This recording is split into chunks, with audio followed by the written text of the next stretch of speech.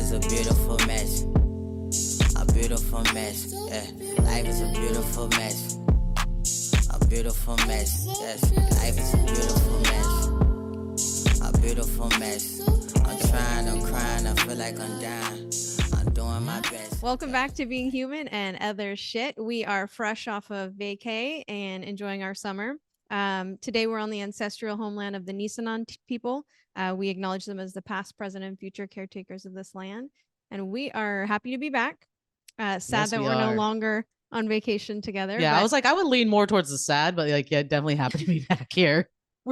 This episode is about grief, so we're grieving the time that we don't get to spend in Thailand anymore. But Okay, that's crazy you say that because I literally never thought about it like that. Because like vacation blues is a real thing. yeah, So for like everybody that listens, I don't know if we actually said where we were going last year. We just said, or last season, we just said that we were going on vacation, but we got to go to Thailand, and it was Melissa and Jeannie and Casey and I, and we had a very packed 2 weeks, but a very, I would say, life-changing 2 weeks. Yep.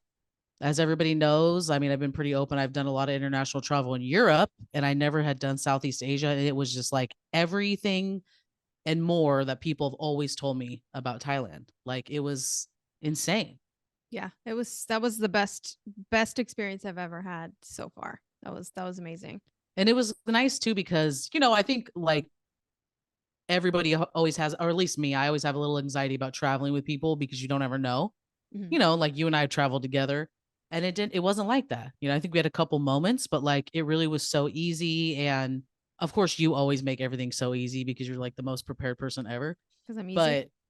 But we in every way, but we got to see 4 different beautiful places. We started in Bangkok, which I equally loved for what it was every place we went, right? Yeah, like they were all unique, definitely in their own ways. yeah, and I love that we saw 2 different sides of Thailand. 'Cause we started in Bangkok, I'd say average we spent 3 to 4 days in each place, Mhm. and did a canal tour. My highlight of that part was obviously the canal tour. We pulled up to this boat with this man that, I mean, was at least 150 years old. And our tour guide told us his family was like known for their noodles, and we got a bowl. Jeannie and I shared a bowl, and it was, I mean, in my opinion, my top 2 meals I had the whole trip. I know. I feel like that was like the best meal you guys talked about having. It was like we weren't even at his boat yet, and I could smell the cardamom. Yeah. So it was like, oh, this is about to hit. Like I already knew it was about to be so fire. That was my favorite part of Bangkok, probably. And probably because he had an A's hat on. Oh my God, I totally forgot about that. Hell yeah. And also that guy was so tight. Yeah, that was super fun. And then we moved on to, where do we go next? Chiang Mai, which I loved too. Mhm. We didn't love our resort, but No, but I feel like there was a lot of like great moments in Chiang Mai just in general. What did the elephant sanctuary was amazing. oh, that was That was insane. so The cooking class. yes, that was probably one of my top 2 favorite things was the cooking class. I agree. I feel like those 2 experiences were just like next level, Mhm. because we were very conscious of going somewhere to see elephants. We actually saw the darker side of the elephants in the later part of our trip. Yep. And I think it really made us appreciate who we chose. It was Elephant Freedom Sanctuary. I think so. Freedom. It is something with freedom. But we can actually put it on our social media for you guys to look up. But it really felt like the whole experience, they let the elephants lead. It was like, this is what we want to do. And it was kind of like a lot of hurry up and wait time, which was fine because we got to spend time with each other, enjoy some beers. But it really was just the elephants were happy. And my favorite part of that whole day, besides the waterfall, because I just love that, was being in the water with the elephants. And remember the little elephant kept like pushing the bigger elephants, and our tour guide actually said that's why we call him Bad Boy, because I tell everybody this story, and like it was really cute because I got all my nieces and nephews a little elephant keychain like right before we left, and my nephew Talon, he just carries that.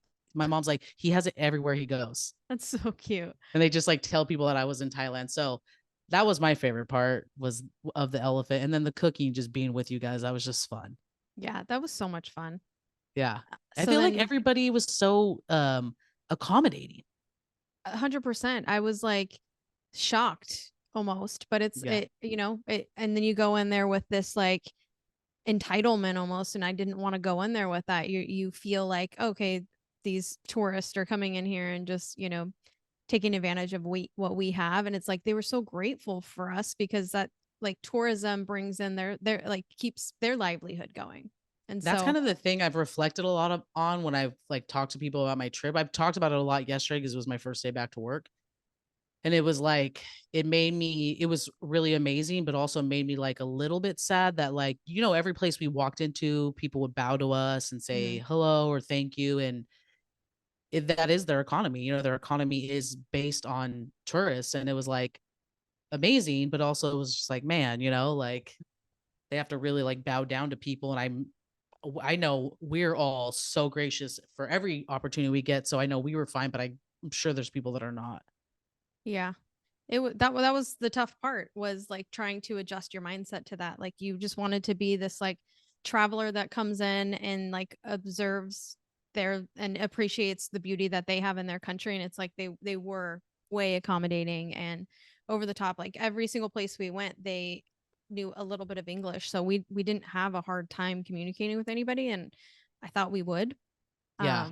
Have to like bust out the Google Translate at least, Yeah. a couple of times, but we didn't really. And they were so kind with like teaching us words and like Yeah. it was just they just embraced us and it was just so sweet. And I think about when people from outside of the United States comes and visits the United States, we don't return that type of gratitude and graciousness, and instead it's like, I hope you and I do, but there's like a country full of assholes that unfortunately just treat them like shit.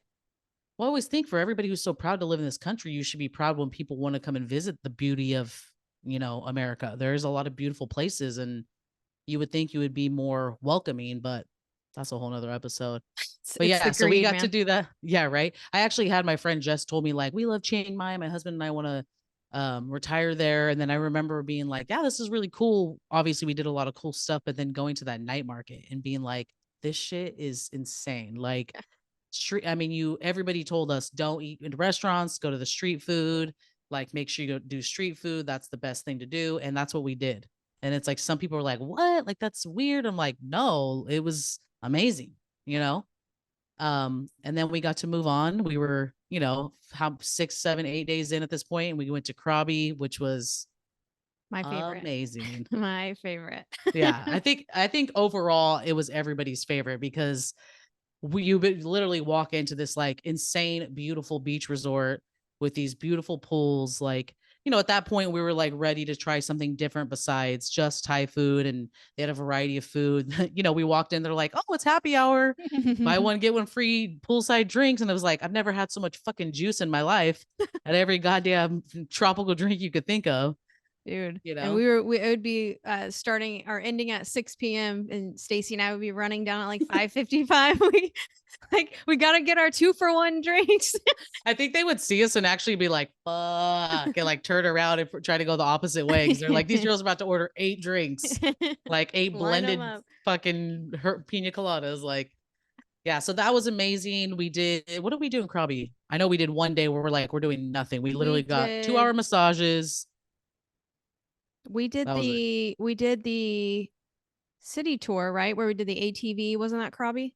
And no, that was Phuket. Wasn't it? That might have been Phuket. Oh, we did Tiger Temple in Krabi when Jeannie got attacked by a monkey. Oh yeah, the rules. Yeah, Jeannie's ass got scratched. My Raven still talks about that when I say it because I call her a monkey and she'll say, "My Auntie Jeannie got scratched by a monkey." I said because she wasn't following the rules. Yeah. I use that as a discipline tactic. See, follow the rules or I'm gonna get that monkey from Thailand, scratch your ass. Mm-hmm. Yeah. And then we ended in Phuket, which we went to Patong Beach. I don't want to say anything negative about Phuket in general, but Patong Beach, I'm sure Stacy at 25 would have loved Patong Beach, but just wasn't our vibe, even though we did some really cool tours. We did the islands, which was amazing. I went snorkeling, which was fucking terrifying, but I did it anyway. I'm not a big go in the ocean person. Like I've seen Jaws, I've seen The Meg, like fucking what's that movie where they get left behind snorkeling? So I don't fuck with the water, but it was super cool and super proud of Casey because she did it, even though she was clearly terrified. She like jumped she still into the got ocean. in. Jeannie almost fucking drifted away again. But it was beautiful. Probably the most beautiful water I've ever seen besides Croatia and Lake Tahoe. And then we ended with an ATV tour, which is totally my jam. Yep. Went to Big Buddha. So all in all, I would even say the flights, like Korean Airlines was an amazing airline. The food was bomb. Like overall, just everything, our accommodations was amazing. Like Jeannie and I shared a room in 2 places and we lived to tell the tale. So that was positive. We But yeah, unfortunately had to share a room next to you guys and hear you bicker. it is really big sister, little sister vibes. Literally not even that much in a part in time, but it's just I'm physically bigger than her. So it's big sister, little sister vibes because me and Jeannie be fighting. And I think Melissa and Casey just laugh and have to listen and laugh. We were But dying yeah, next door listening to it. You guys but yeah, teaching each other no. a lesson at like 12 p.m., 12 a.m. Teaching lessons. But yeah, it was an amazing trip, and you were totally right. Like I probably grieved that trip for like a solid couple of weeks, just physically trying to adjust back to this time zone, and also just not getting to see my friends every single day. That's one of the benefits of vacation is, we don't really get to see each other that often. We're both really busy, and so getting to spend 2 weeks together and just like collect those experiences, and it was just beautiful. And I definitely now I am grieving it again now that we're talking about it. It's But anyway, surfacing again. yeah, Yeah, I can't wait for our next trip. I So know. we're gonna have to start planning that one. I'm so in. Maybe that'll help with our grieving process. Yeah, hopefully. So this episode, before we took our break, Stacey and I were talking, and I wanted to do an episode really about grief because I think it comes in so many different shapes, forms, surfaces differently for people. And the type of grief that I feel like we talk about most is when our loved ones pass. But there's so many other layers to that. It's so much deeper than that. People grieve pets, people grieve past experiences that they've had. And so I just wanted to navigate through one, like Stacey and I can just talk through maybe some of our own personal experiences with grief and the layers to that. And then we asked our little being human community, friends, family, loved ones, to just chime in on people, experiences that they grieve. And so we have some folks that graciously shared their stories too. So we were going to talk Yes, through thank you those. for that. Yeah, thanks to everyone that did that. So I don't know if you got to see the quote that I shared, but it was from a clinical article about grief, and it like summed it up perfectly. And so the definition on this article was: grief is the experience of coping with loss. Most of us think of grief as happening in the painful period following the death of a loved one, but grief can accompany any event that disrupts our challenges, our sense of normalcy, or ourselves. This includes the loss of connections that define us. And so I think we can sometimes think something else is happening when it's actually just part of the grieving process. Yeah. And so being able to call it what it is and then work through that grief is so important for us. It's crazy too, because I feel like exactly like you said, a lot of people don't realize they're in the thick of it until they actually come out of it, where it's like, holy shit, I was like literally just maintaining and probably not even doing a good job the last however long. Because that's also a big misconception. It isn't, 3 months and you're over it, oh man, the funeral's over. So, time to move on with my life, or, whatever you went through, it's over, time to move on with my life. No, it takes years. Mm-hmm. It takes years to, grieve old relationships, death, whatever it is that you're going through. It takes a really long time. 100%. Like for me, I feel like there's so many layers. My own person, I shared some on our Instagram when I was asking for feedback from our peeps. But for me, like just a big one is what you just said, right? I was in a 14-year relationship. So I had a whole ass family with this person. And this person it's Jeannie. She's very much in my life, and she's one of my closest friends. Jeannie. She's in my life still as one of my best friends, but our relationship dynamic had to change. One, to respect our future selves and the partners that we're with.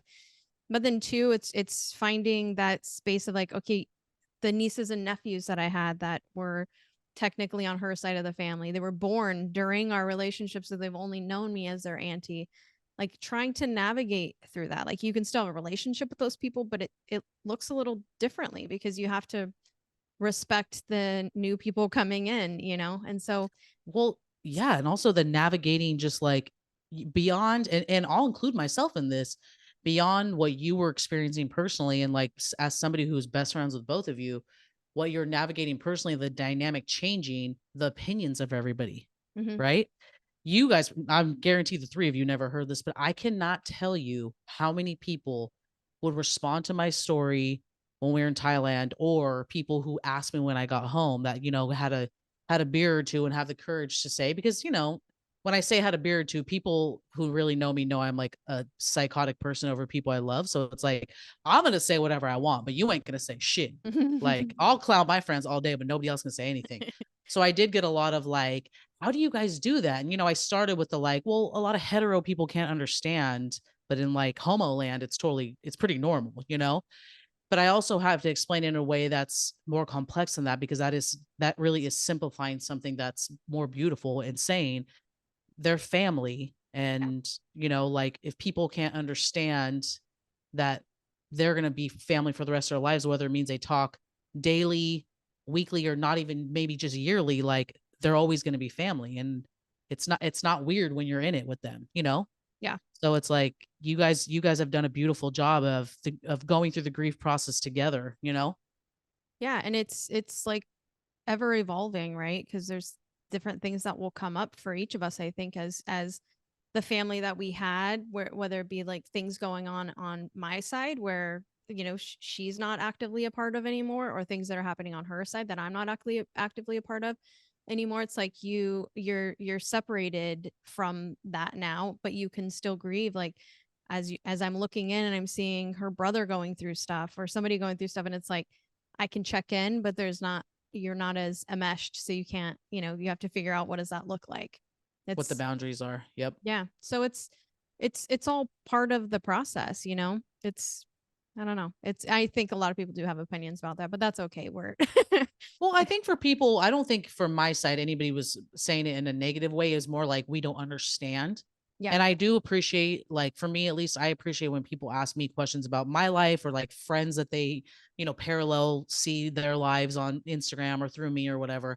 I do appreciate when people ask, because like how else are you going to know? Mhm. Like I was raised with very open-minded family, but there's a lot of things that I had to learn on my own that I wasn't taught, that I'm like, if I hadn't asked I'm not afraid to ask questions. So if I hadn't asked the questions or been curious, how would I have expanded my mind or my thought process? So I'm happy people do that. And also like, the simplest way to say it for me is selfishly, this makes my life easier because nothing has You changed. didn't Like have I to get to hang. lose anybody. Yeah, I didn't lose anybody, which I wouldn't have anyway. But like, we have such a great support system, which is also something you really need going through any type of grief, that Mhm. it's a benefit. Yeah. So it's beautiful. It's a beautiful thing. Beautiful thing. What are some like different types of grief that you have experienced? You obviously lost a parent while you were still young.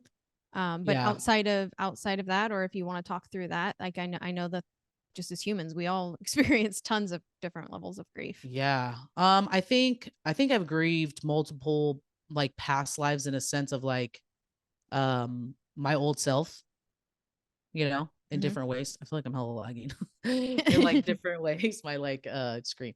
In different ways with same past relationship. My first relationship was the most significant relationship probably I've had romantically in my life. And that was really hard, and I didn't realize till like many many years. Like a lot of people always be like, you still talk about this person like you were with him 5 years ago, like to this day. And I'm like, that was the most significant relationship I've ever had, in a sense of like just unconditional love and family.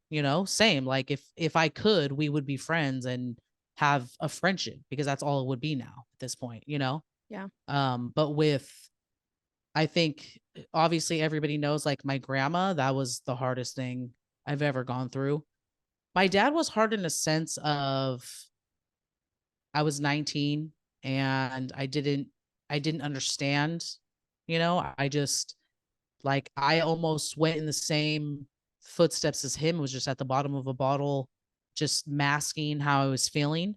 Mhm. And this is a good example of a timeline. It wasn't until 10 years later that I was waking up like, why am I severely depressed? And it wasn't, to be honest, until I met Heather Vasquez, and she really helped me work through that grief and really helped me work through moving on. Mhm. And she was instrumental in my healing and understanding myself better. So this sounds really weird. I don't know if people will like relate to this. I sometimes grieve my like dumber, more ignorant self. 100%. I can relate to that 1000%. You know, like I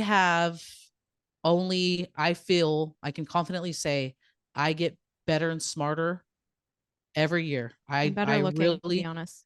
I mean, honestly, I clearly, clearly, I like do my best to not only educate myself within my field, but like just as a person. And it's hard work, as you know, we both are really committed to that.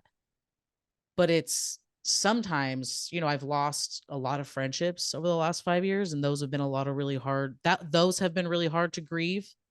I'm out of the grief now and couldn't be more grateful that those have ended and that I'm past that. And I'm sure those people feel the same way.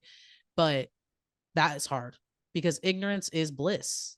If I just was Stacy, the 25-year-old Stacy, I'd probably still be friends with all of those people. Yeah.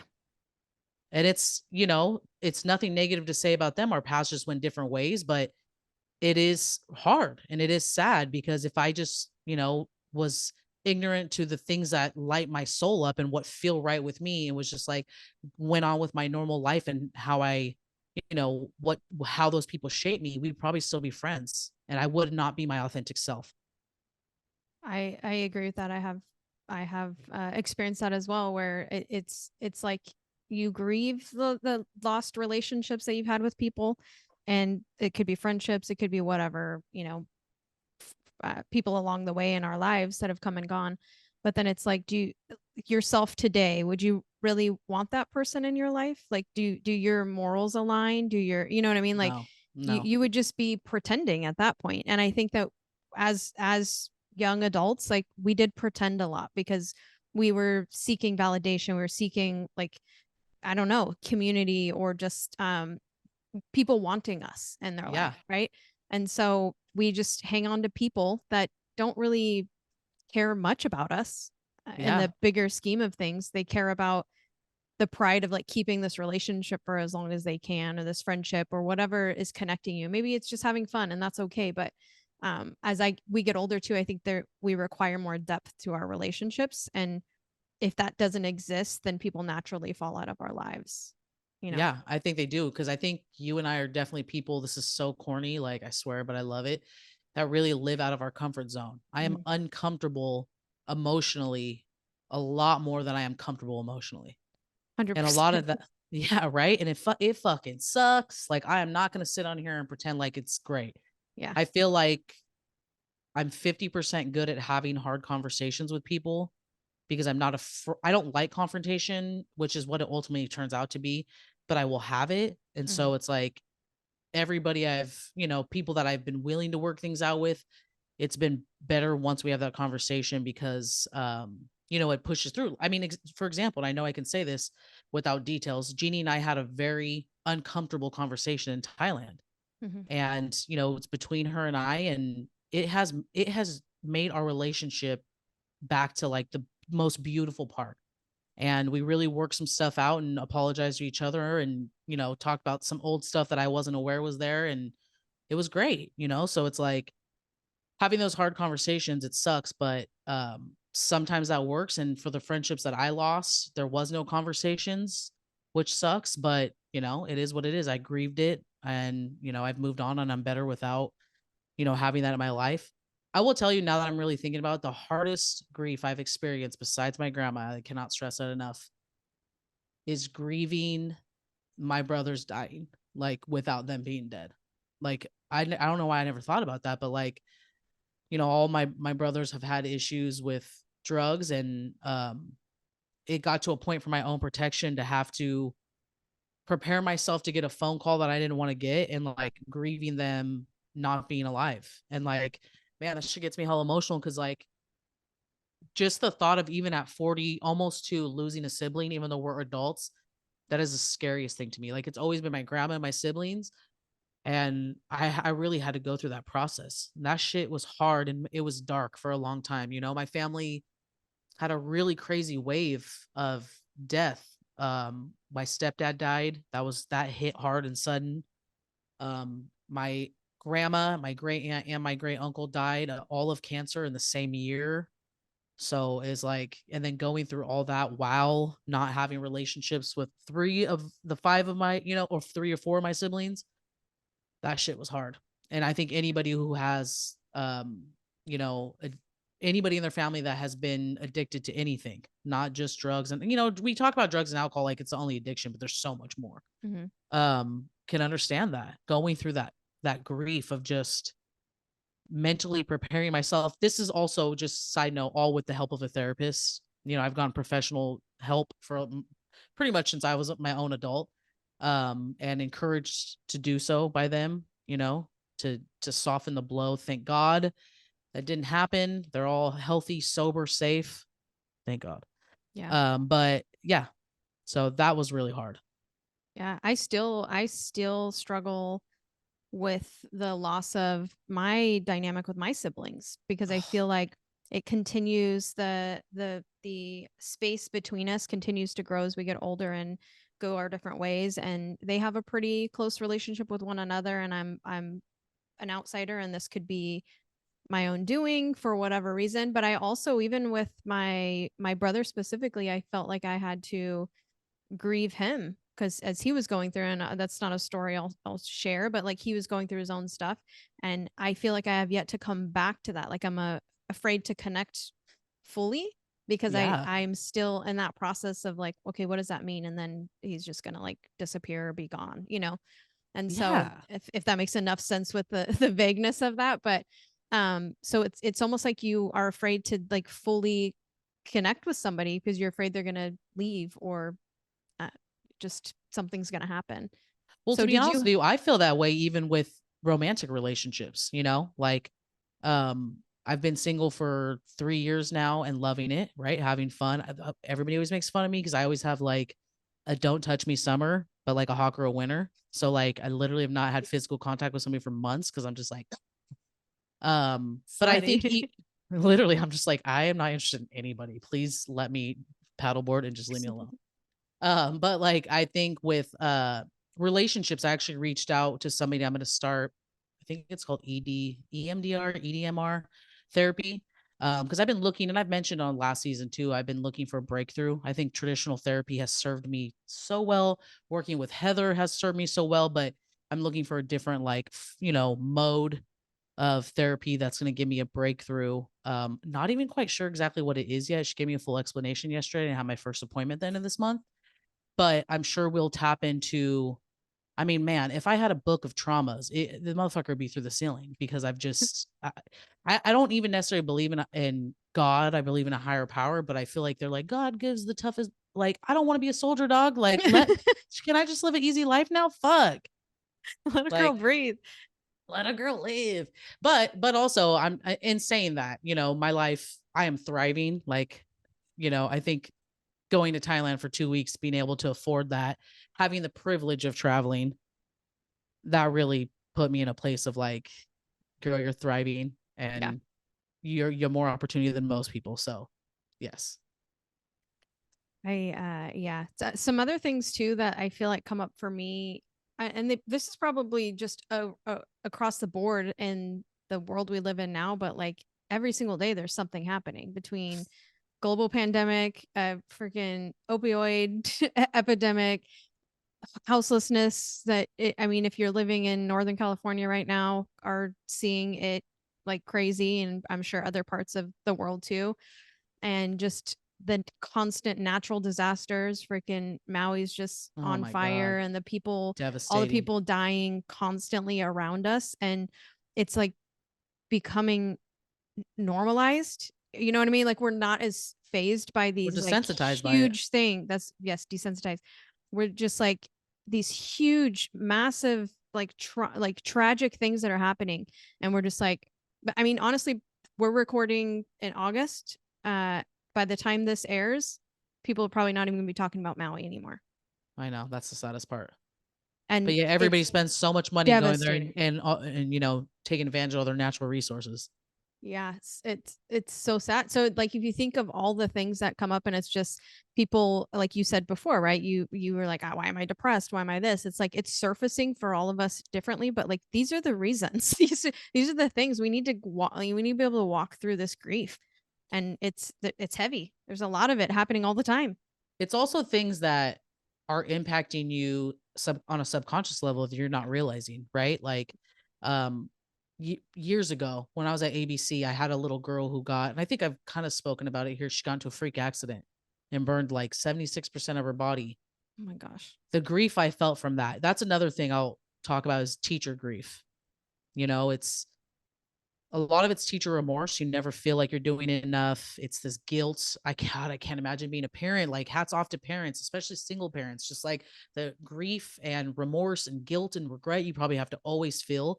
I'm just a teacher, you know, and I have these kids and they're such a big part of my life, but that little girl got in that accident. I remember my mom saying to me, I didn't know what to do for you because I've never seen you that way.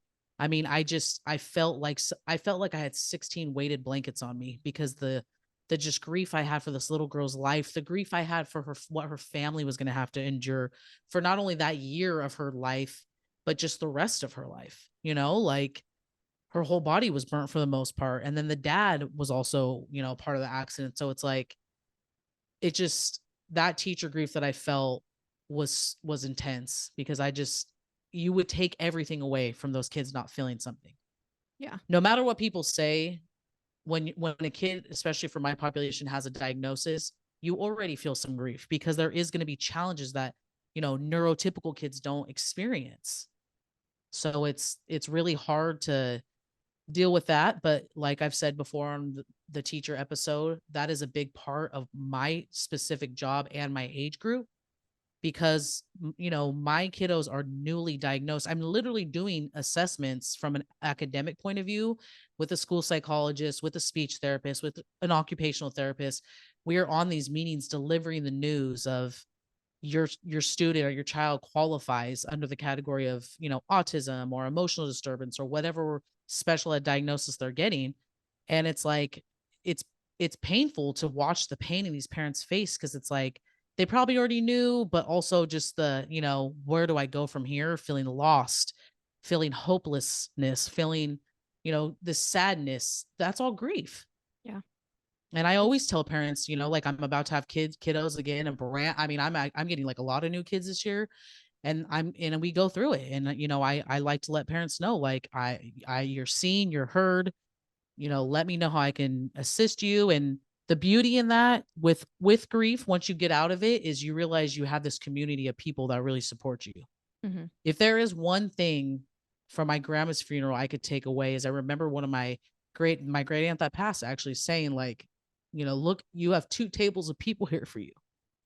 And like just looking at all you guys sitting there and old friends I have, you know, I've lived with my grandma on and off, and everybody who knew me knew how important she is to me and our bond. So it's like that is the beauty of when you come out of grief, Mm-hmm. is you have this support system of people who like some people never really spent a lot of time with her, but knew our bond and were there to be there with me.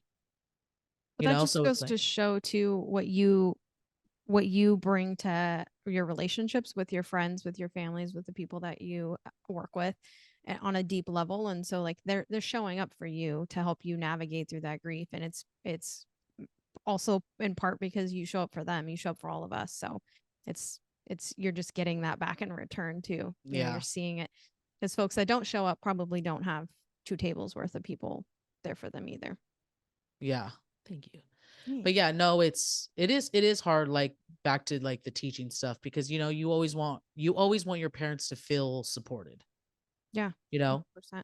I can't speak from a general education background, but from a sped background, like, you know, there is those phases of grief that we do tell parents, you know, grieve this and make sure you build a supportive community of other parents that are going to be uplifting and positive, because the ugly side of special education is those, you know, parents that go on Facebook University and like to spread like malicious content about teachers and you know, the sped community, where it's like, it's not what we need. We need parents who have 3, 4, 5 year olds going into preschool for the first time. They need to be uplifted.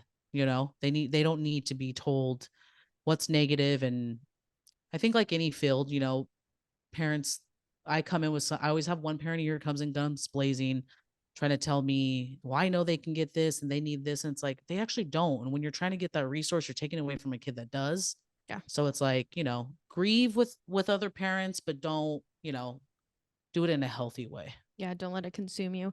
I feel Yeah. like that I experience that too, just as anyone that knows me, and I feel like you can definitely relate to this too as an empath. But walking this world as like a true empath, it's like you take on other people's grief too, and so it's like I get called out on it all the time. It's like that's not your burden to carry essentially, but it's like you can't help it but like feel and carry the weight of what other people are having to carry. And so It's so navigating hard. through that too is hard, right? Because you got your own shit you're dealing with, and then you're taking on other people's, baggage. And I know you can relate to this, especially like not even just your personal relationship, but your work stuff, without creating boundaries. You know, with my own family, I've had to, because I am the oldest sister. I'm the strong one. I'm the one that planner. That's my part, you know, and I've really had to set some boundaries. Yeah. Because it's like, if you're not getting professional help to talk about what's bothering you, which is totally valid and relevant, I'm not taking away from that, I can't help you. Yeah. Because when you get off the phone with me, I go to bed at night and all that shit comes back to me. Mm-hmm. I can't sleep. You know, then I start taking melatonin, which I don't like doing that shit if I don't have to. And so it's like, yeah. You're like, and then and then I start doing the real shit. And then I'm doing hard coffee in the morning. It's just spiraling.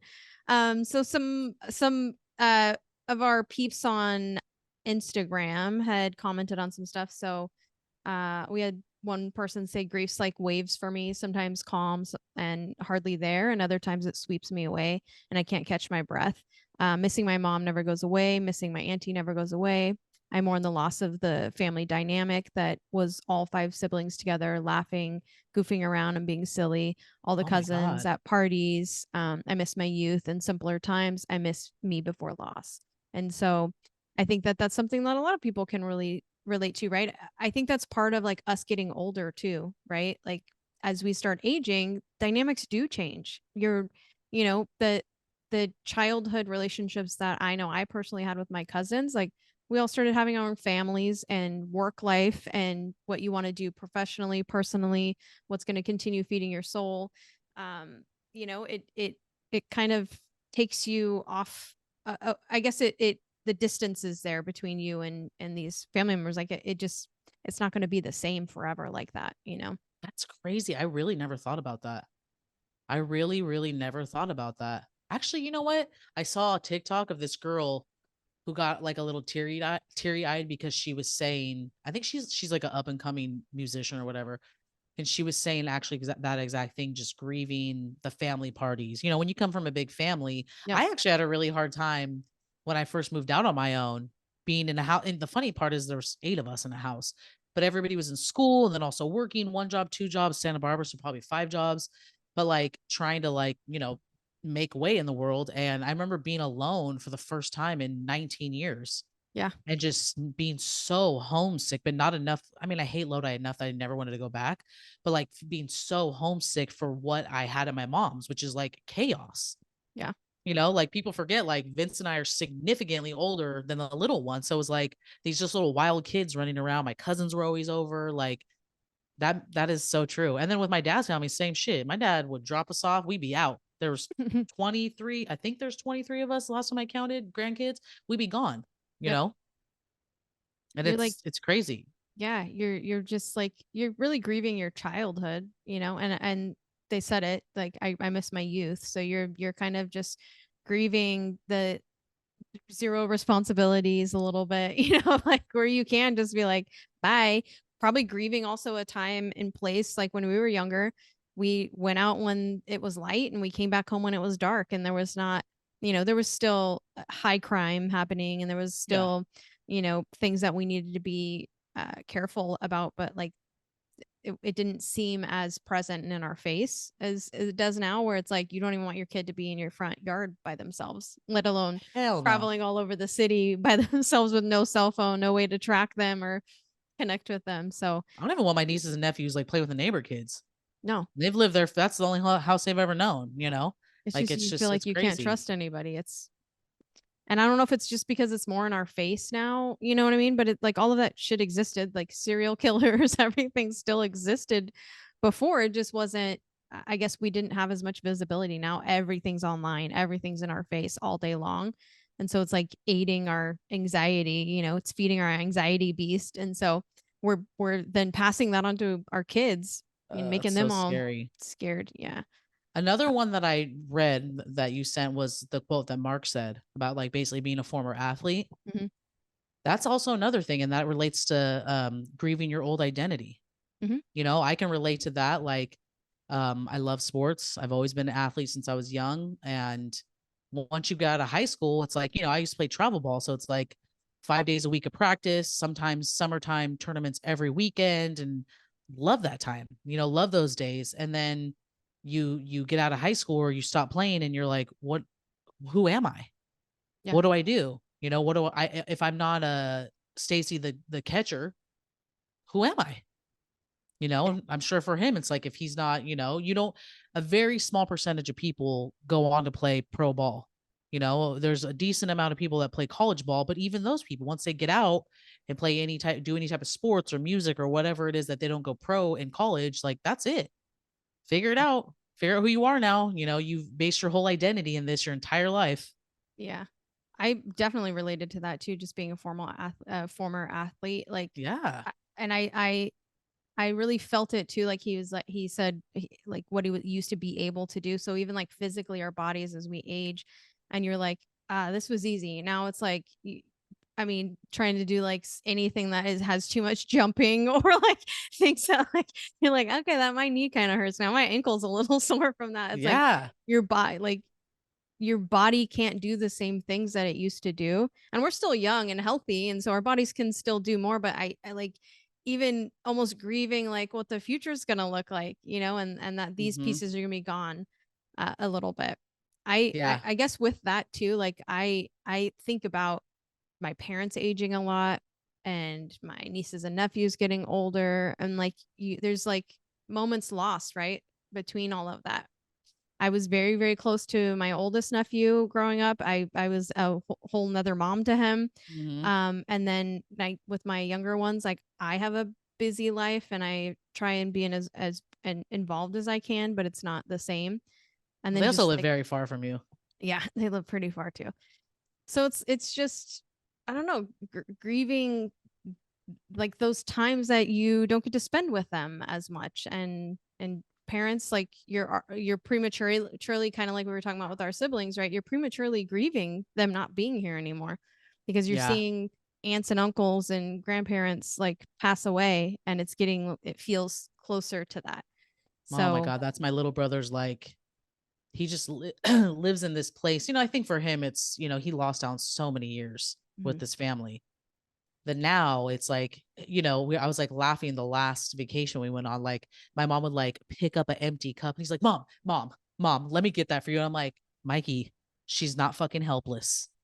Okay. She's not like a dried up old granny. She could help. my You know, mom my probably mom's just feels like, like that. My mom probably oh, I feels like can't. that. Like, oh, no, hell no. Yeah, please, someone fan me. No, because like I always say about my grandma, like she was that lady that was like, did that weird walk, you know, and Mhm. she'd like make us go with her and we hated it. But once she retired, she got pretty lazy. And Yeah. we would tell her and she hated us saying that, but it was true. She got like pretty lazy. And I definitely think that's like a easy decline. I think in general, there's like a air of laziness in my whole family. Like we are the ultimate chillers. You know, we love to just spend time in my mom's house together. Like I don't go to Lodi and we like go out to eat or go, you know, we go to the park. That's probably the most we go. We or like to Target. You know, we spend time with each other at my mom's house. She cooks, I cook, we eat, we all chill. Sometimes we're not even in the same room, but that's how we do closeness. Yeah. So it's like there's ultimately a form of like You know me, I got home from work yesterday at 4. I did not leave my house one time. I made myself dinner. I showered. I watched my shows. I read my book. I chilled. Yeah. So I keep telling him, like, you got to get her out and moving, use these little kids as like a reason to get mom out, because I don't want her to just get so used to, Mikey picking up. She like he walks in, he like takes her shoes off with white gloves. I'm like, stop, Funny last but one. that is true. I definitely think that way. And I think as I think I could speak for both of us, the more responsible siblings, Mhm. I'm always like, Mom, we need to get this taken care of for your will. Mom, we need to blah, blah, blah. The one thing I'm so grateful for my grandma for is like, she allowed us to grieve. We Yeah. did not have the stress of worrying about what she would want at her funeral, I think we had to pick like the little figurines that went on her casket and maybe like a song. She really made it was paid for in full, easy. Like there was really not much we had to do besides plan like the reception, which was actually easy too, because she died, I think, a week before her 80th birthday, and we already had this huge party plan. So we kind of just adjusted it to her, reception area or thing. So I loved that. She really like, even, after dying, like made life easier for all of us, which is just a special gift. But Yeah. yeah, grieving your parents before they die is hard because we are getting older. Yeah. We had a couple on here that were like parents passing. And then like Anita shares the day her mom passed is her birthday. And so I'm sure that, you know, as it comes in waves, I'm sure even for you, it's like it doesn't completely go away with any type of loss that we have of family member or loved one. But then every year that probably surfaces quite a bit for her too. Poor Anita. I did not know that. That's horrible. Yeah. And then I my actually mom. saw that yesterday on Instagram. A friend of mine had a brother who died pretty young, and they were only, I think, like 13 months apart. And his death is the same day as her other brother's birthday. And so she honored both of them. And I remember being like, oh my God, like, Yeah. that's challenging. I always think too, like folks that pass away on like major holidays or anything like that. It's like every year that, people are supposed to be having this like Christmas spirit and then that's what's surfacing for them. It's not the same. So we need to like keep that in mind when we're throwing, vomiting stuff in people's faces of like joy and family togetherness. It's like some people can't experience that and we need to give them, be able to provide space for that too.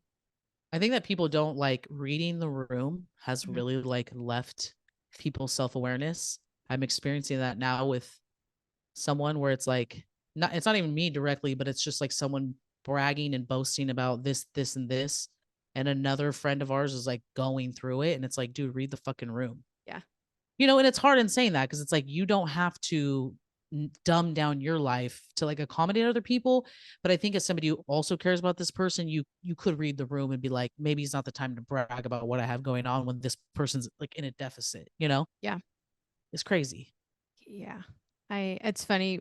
Jeannie's probably heard me say that so many times just over the course of the years. It's just like, read the room. Because everyone that knows Jenny doesn't read the room because she comes in and fills the room up. she doesn't leave space for anybody to read anything. No, I mean, listen, we've met her dad. It's in her, it's DNA. hereditary. So regardless, like that's what it is. You know what I always wonder, or what you think is, do you think it's the grief process has been harder for you to grieve people who have passed on, who like physically you don't even have the option to see, or it's been harder to grieve with people who are still alive here on earth or wherever the fuck they're at? I honestly I haven't thought much about like what is more difficult, but now that you mention it, probably people that are still here because Agreed, we don't have an 100%. option with the folks that passed. Mind you, like I still very much like with my aunt that passed a couple of years ago.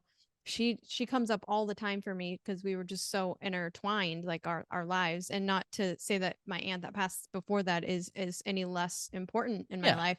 It was just there was so much enmeshment with this particular aunt. It was Jeannie's dad's girlfriend too, so we just celebrated a lot more. She lived with me as and with my family for a while, and so there was just like a different type of connectedness, and so that comes up heavy for me sometimes. But I also it was a situation where she had cancer, she was in pain. I can see the pain on her. So you always want your loved ones to be comfortable, and unfortunately that sometimes that means leaving this physical planet to become more comfortable.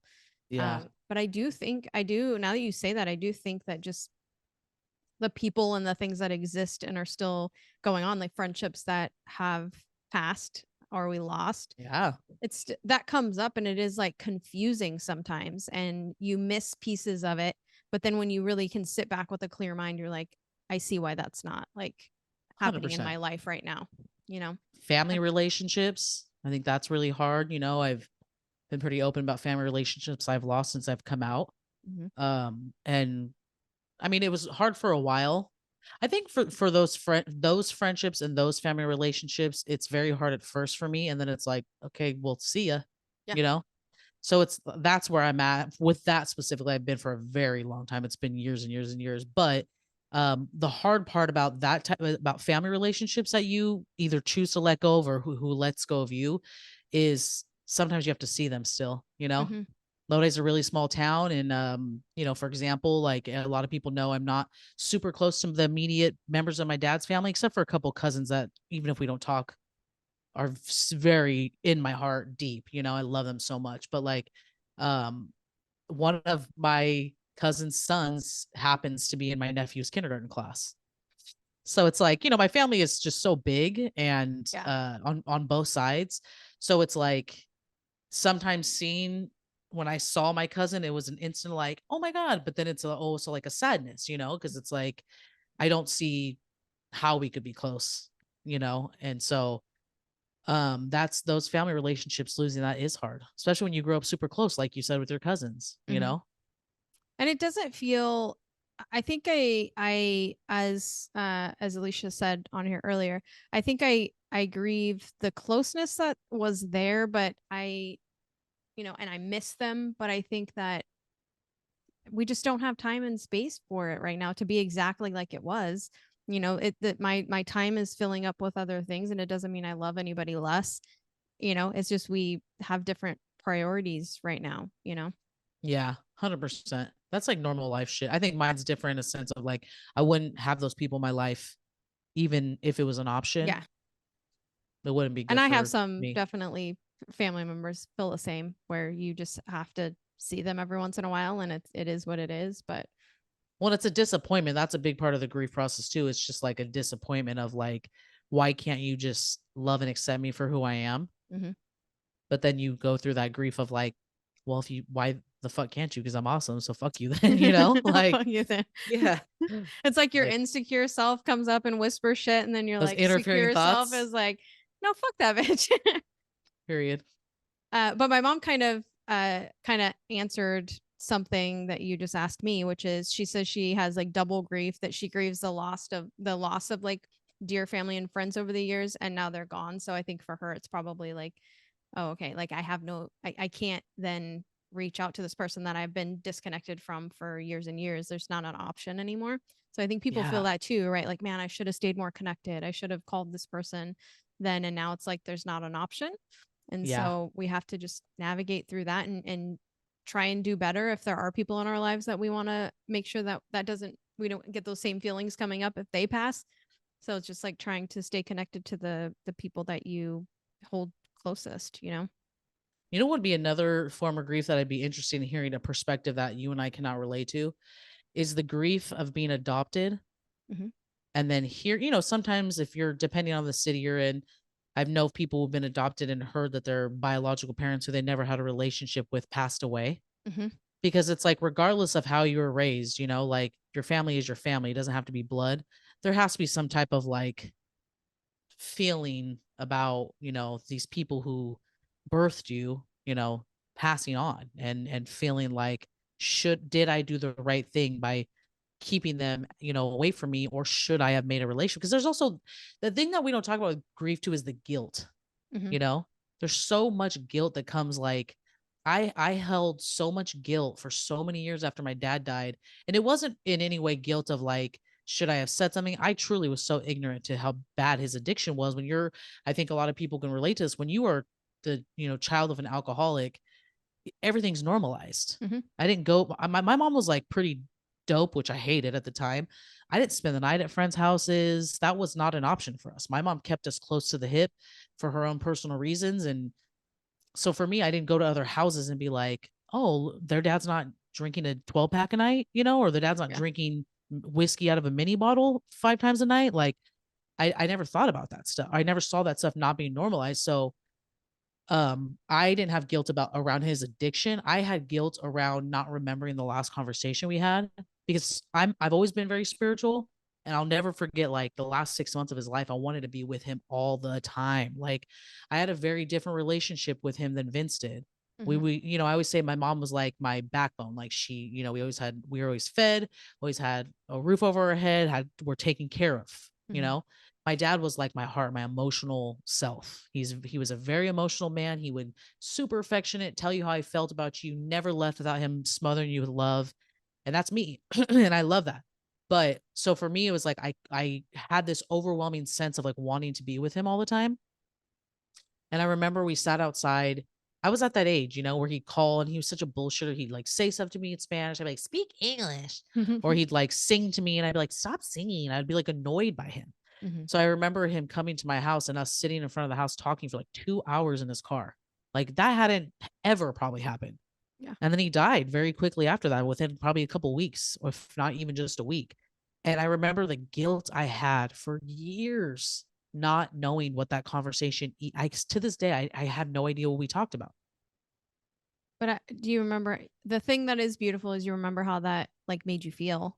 Oh, And that's such a so good point. It really did. I mean, I could literally feel it like it was yesterday. yeah. And so what does it really matter? Like, and that's the whole Yeah. like saying that people have too, right? People will never remember what you did or what you said, but they'll always remember how you made them feel. And so maybe just changing that to remembering, hanging on to the memory of how that experience and time with him felt.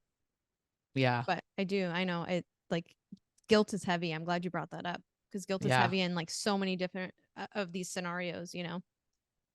Yeah, it is. Yeah. I'm thinking of one specifically with, somebody in your household.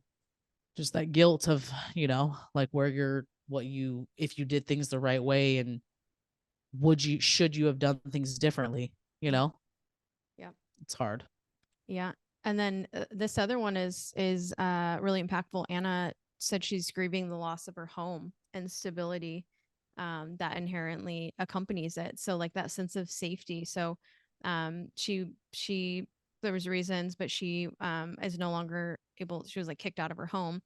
And so she lost her anchor point, is what she said essentially. So like you don't, that sense of safety is kind of pulled out under you too, so grieving Yeah. this less of the physical house probably, but like that sense of safety.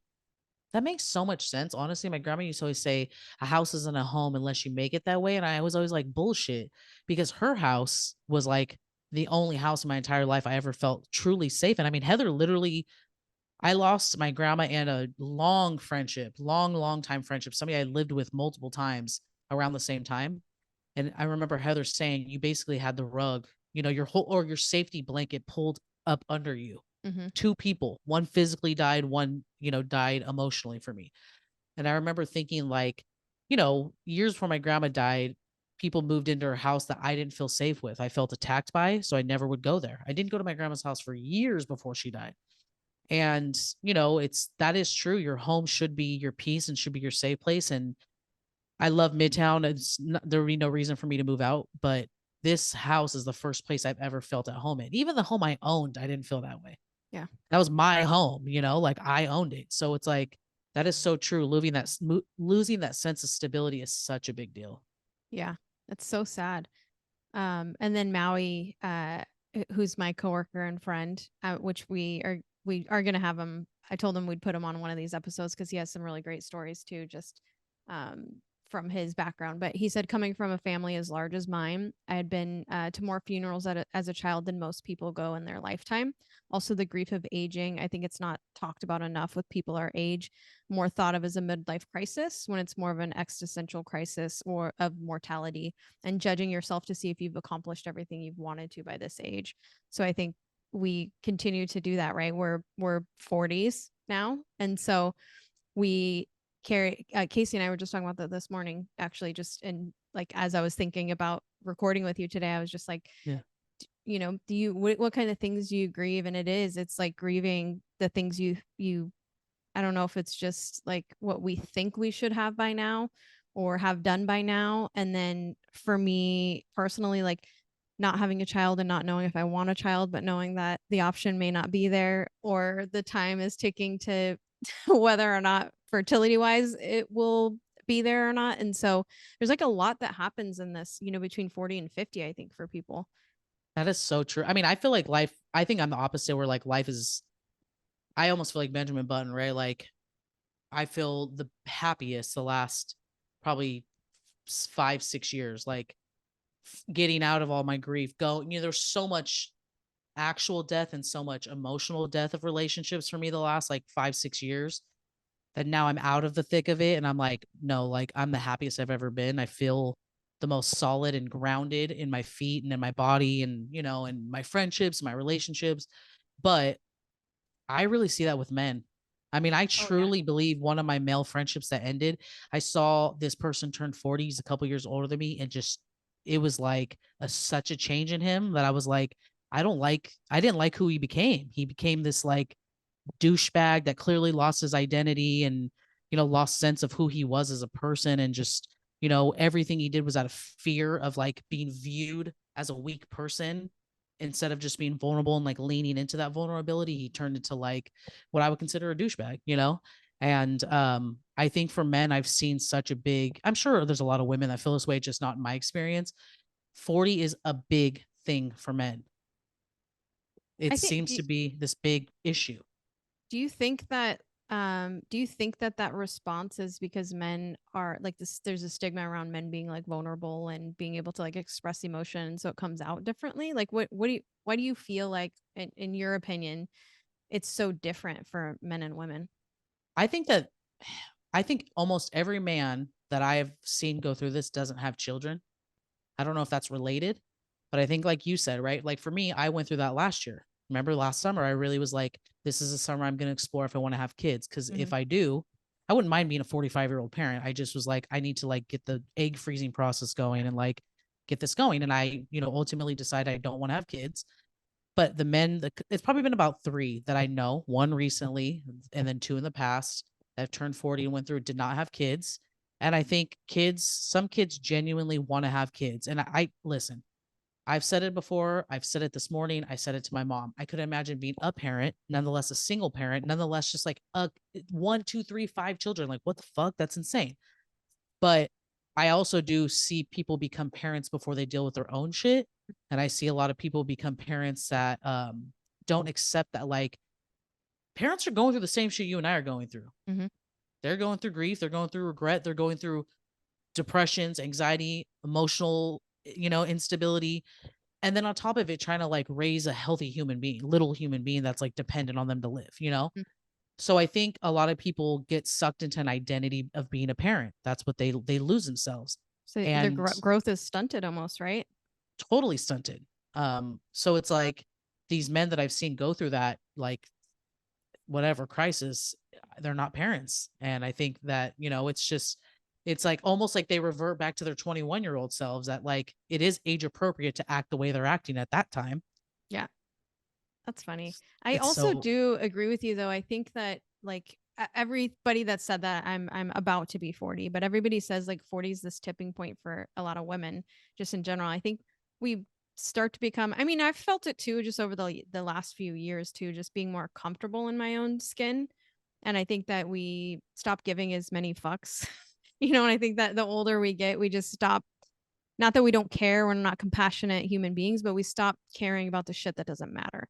And like it doesn't matter what other people's opinions of us are, that matters what our own opinion is of ourselves. And so I think just reminding, and that's not always, our insecure selves like to whisper shit in our ears sometimes too, but I think just the little interfering thoughts, as you called them earlier, like start to shut up a little bit. thank God. Thank God she's a bitch. I don't really have a lot of like interfering thoughts about myself, like physically or as a person. It's more work wise. I always feel like I'm a little bit behind. Mm-hmm. which is funny because that's not the case. I can confidently say it's just my own head that's like, you get these, I think because I'm just not appropriate at all, which is nice for my campus because we're like behind the scenes like, bitch. But, once I take this next step in my career, which will happen either next year, a couple years after, I'm nervous about that.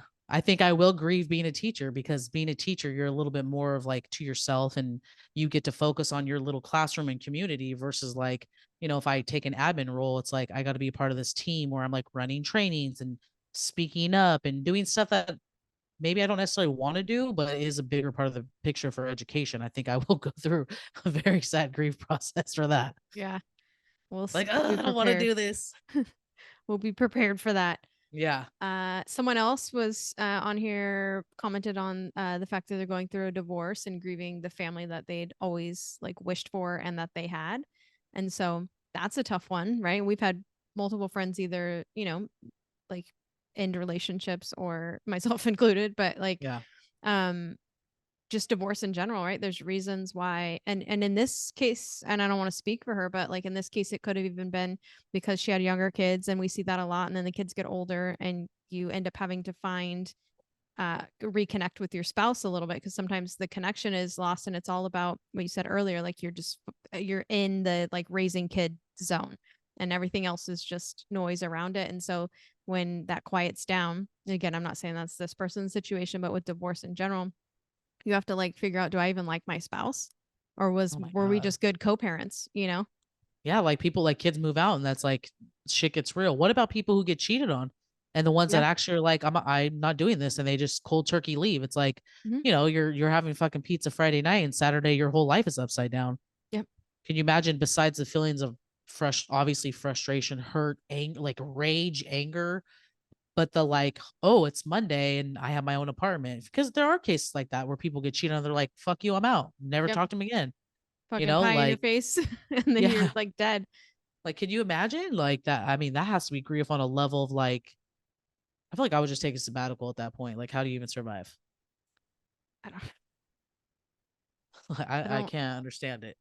I can't either. And I think because I've been listening to, like I told you before we started recording that podcast, and these people's lives are just changed in a second.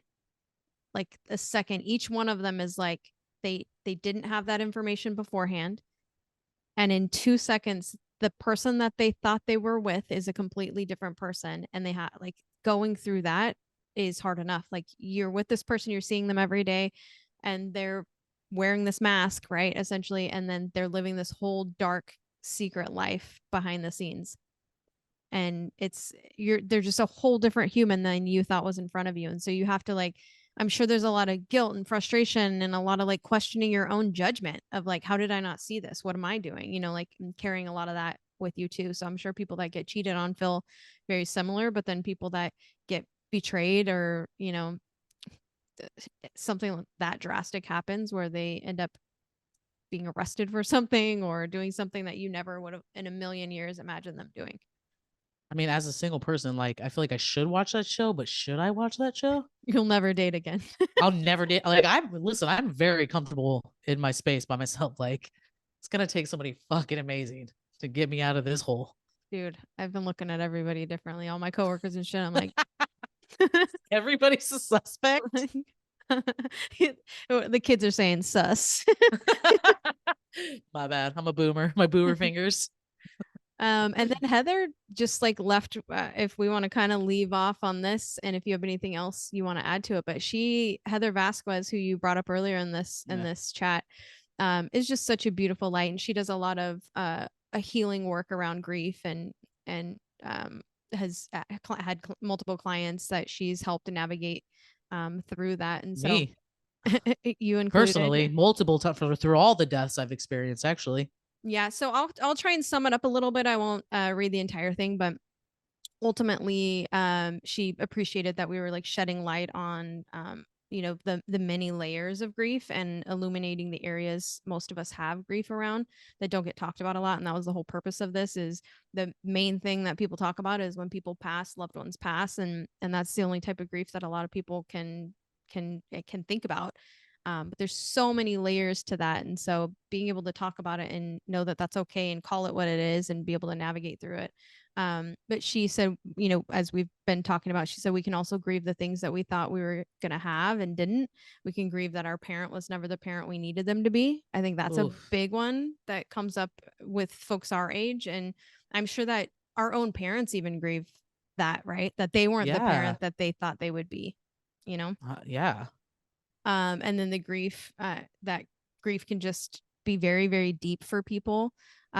She also said that she had to grieve like her experience that she thought she was going to have as a mother. So similar, right? Where um, what her children are severely autistic. And so Yeah, they're on I the know that autism you spectrum. I know that you just in the field that you're in have a lot of experience with that. And you kind of touched on it earlier too, just the grieving process for the parents, right? Yeah, she really she actually, I already kind of was experiencing this because, like, I can't say enough good about ABC, and my old director really just stressing to me how important that was to be a part of this grief process for these parents. But Heather really, from like a human point of view, was like, the program she chose to have her children in, the thing she liked, it was like they basically made these parents like grieve together and support each other, and like it was a part of like her kids schooling. And I'm like, that is genius. Like, Mm. you're only a better parent if you're like, parents aren't robots, like I always think if my mom had the tools to go through what she had to experience as a parent, be really the only reliable parent in both of her marriages, God, she's already an amazing mother. I can't even imagine what it would have been like. So it's like Heather saying that, I was like, that is a very human response that I appreciate that school giving her that opportunity. Yeah. And she's just so amazing. I love her, just hearing her perspectives on things and leaving space for all the human shit that goes on. Yeah. And she's Um, also just like not that like weirdo type of bitch. That's what I love about her the most. She just like talks like us, like, yeah. she's the shit. She's the shit. And then she said, when you leave a narcissistic relationship, sometimes you not only have to grieve the loss of the relationship, but you have to grieve the fact that the person you fell in love with, and we kind of touched on this, was perhaps never actually like present in the person you're engaging with. So you have to, you may have fallen in love with the higher self or the potential. I mean, how many of us have even in friendships maybe have done that, right? You like kind of arriving with somebody, and then you create this own narrative in your head of who this person is, and it's not even the person that's in front of you. I'm sure we've dated people like that too, Oh my God. Yep. Or siblings have. I mean, Yep. yeah.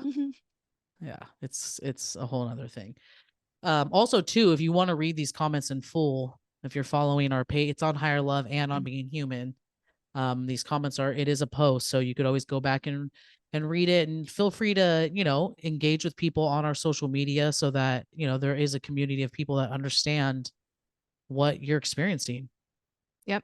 And for those of you that haven't, we've had Heather on twice already, and so I would Mhm. go back and listen to some of her episodes. Follow her on Instagram.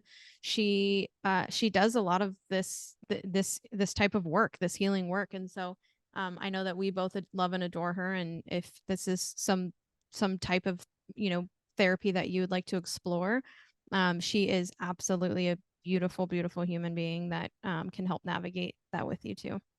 100%. She's an amazing. She's been instrumental in my healing, so I can attest to that as a customer. As a customer and a friend. Exactly. But yeah, anything else you want to add? No, I think that was. I love that. I love that this is our intro episode into the next season. Yep. More to come. I think that Let's there's go. some good stuff. I'm super excited to be back in action with you, babe. Me too. I feel like as busy as we always are, like, we finally lock each other down, and then we get it on here, and I leave just like feeling so good, Me too. besides getting to spend time with you, even if it's through Zoom, Yeah. the things we talk about, like, I love having this dialogue because it's really stuff that we've experienced as people that we, hope to share. And like we always say, less of a stigma around. Yep. It's therapy. And I feel like the build up to it, right? I'm like so tired. I just want to not do this. But then it's like it's not even about doing this or having this conversation or being with you. It's like doing a thing and having Yeah, to do yeah, a thing. yeah. You're like, I don't want I to have do to this get off my thing. couch. But no, and then we're on here and we just start chatting, and it's complete therapy. So thank you for that. I love you. I love you too. All right, we'll see you next time. A beautiful mess. Yes, life is a beautiful mess. A beautiful mess.